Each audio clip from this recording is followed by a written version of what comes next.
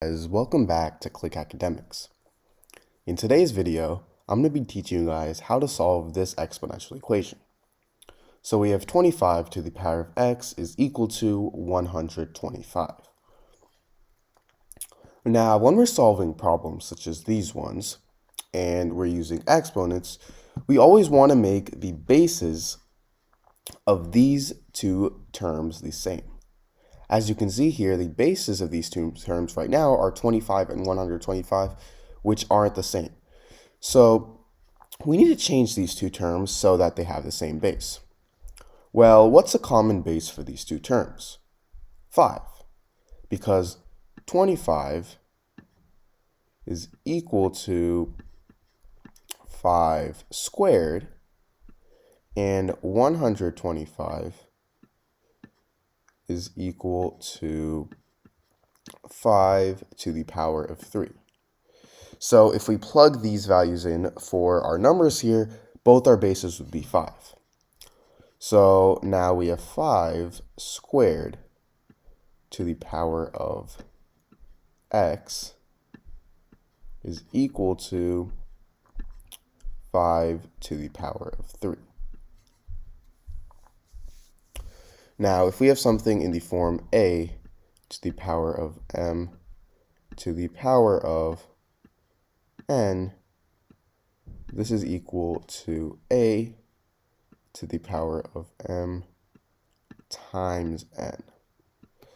So 5 to the power of 2 to the power of x, this is going to equal 5 to the power of 2 times x, which is simply equal to 5 to the power of 2x. So now we have 5 to the power of 2x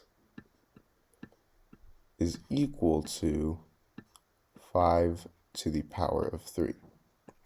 And if we have something in the form a to the power of m is equal to a to the power of n, then this means that m is equal to n. So right here, we have 5 to the power of 2x equals 5 to the power of 3. This means that 2x is equal to 3. Now, this is a simple equation. All I have to do is isolate x. So I'm going to divide both sides by 2.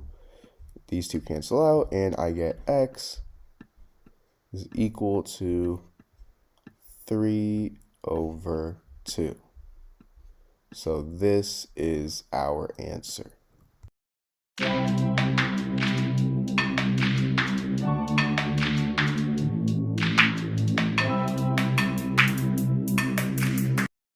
Guys, welcome back to Click Academics. In today's video, I'm going to be teaching you guys how to solve this exponential equation.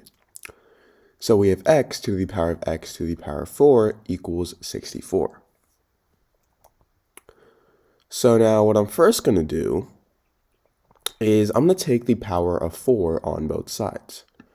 So now we have x to the power of x to the power of 4 to the power of 4 is equal to 64 to the power of 4.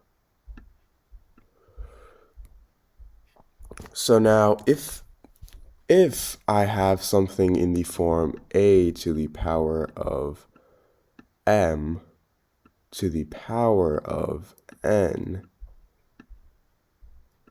this is equal to a to the power of m times n, right?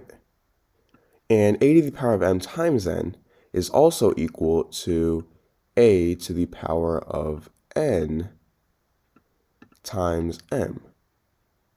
Meaning I could rewrite this as a to the power of n to the power of m. So right here, as you see, we have x to the power of x plus 4 to the power of 4. Think of x to the power of 4 as m and 4 as n. I could actually switch the places of these two, meaning I could rewrite this as x to the power of 4 to the power of x to the power of 4. And this is equal to, now I'm going to rewrite 64 as 8 squared. So now we have 8 squared to the power of 4. Now remember, if we have something in the form a to the power of m to the power of n, this is equal to a to the power of m times n, meaning a to the power of 2 to the power of 4. This is equal to 8 to the power of 2 times 4, which is 8 to the power of 8.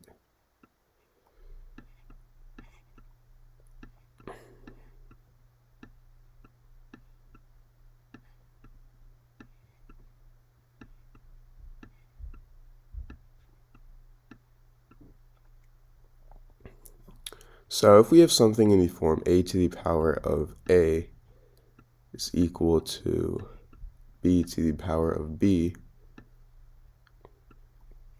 and then this also means that a is equal to b. And as you can see right here, we have x to the power of 4 to the power of x to the power of 4 equals 8 to the power of 8. This means that x to the power of 4 is equal to 8. So now to cancel this power out, I'm actually going to take the root of 4 on both sides. So now these two cancel out, and I'm left with x is equal to positive or negative square root of, sorry, not square root, root 4 of 8. And this can also be written as 8 to the power of 1/4. And this can also be written as 2 to the power of 3 to the power of 1/4. And remember, we multiply m with n, so this is equal to 2 to the power of 3/4. So this is our answer.